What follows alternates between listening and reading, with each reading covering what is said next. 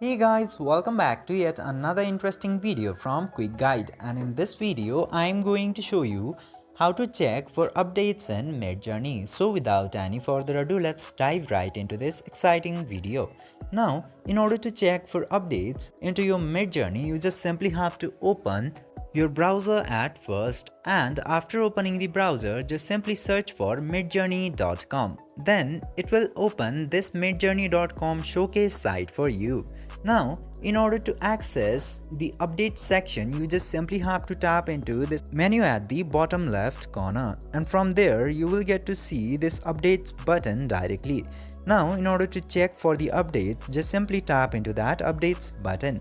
This way, you can easily get all of the announcement, office hours and changelog updates into here. I hope this video was helpful for you. If yes, don't forget to like, share and subscribe to the channel. Thank you for watching the video.